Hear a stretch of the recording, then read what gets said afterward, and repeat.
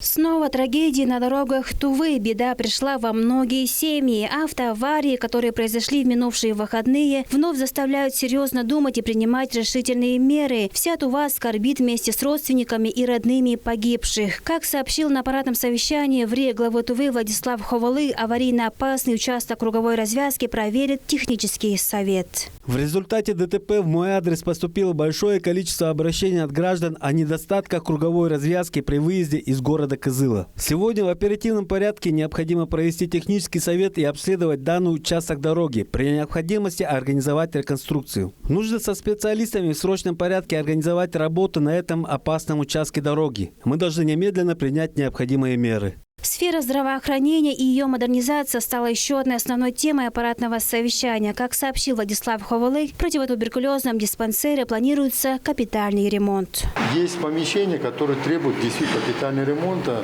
Мы туда тоже необходимые средства выделили. В этом году не в самом большом корпусе, да, вот рядом с вспомогательных корпусах будет осуществлен капитальный ремонт. Мы сейчас обратились в федеральный центр о необходимости строительства онкодиспансера. В то же время со стороны федерального центра, кроме этого, еще указали, конечно, мы понимаем, указали на большую проблему борьбы, то есть с туберкулезом.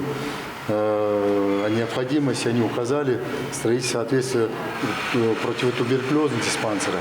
Мы сейчас готовим соответствие обращения и направим правительство Российской Федерации. Зима не за горами. Именно поэтому сейчас важно подготовить все инженерные сети. На аппаратном совещании обсудили вопросы и предстоящего отопительного сезона. ООО «Водоканал» за счет собственных средств начнет реконструкцию главного водопровода Кызыла, отрезок от улицы Титова и до школы номер 4. Изношенность составляет 100%. Необходимо сейчас начать работы, чтобы не допустить аварий. До конца осени водоканал проведет реконструкцию первой части. Весной продолжим работу по второй и третьей части. Далее уже будет проложен новый асфальт. Не обошли стороной и тему коронавируса, которая также остается самой главной. По суточному приросту инфицированных COVID-19 Тува находится на первом месте по России. Неутешительную статистику сегодня озвучила главный санитарный врач республики Людмила Сальчак на аппаратном совещании. Всего за прошедшую неделю выявлено 1283 новых случая заболевания новой коронавирусной инфекцией. Но все же наблюдается небольшое снижение на 3,2%. Напомню, что с начала текущего года от коронавируса скончались 45 человек. Айра Сача, Айхан Дунгак, Мира Энергит, Тува 24.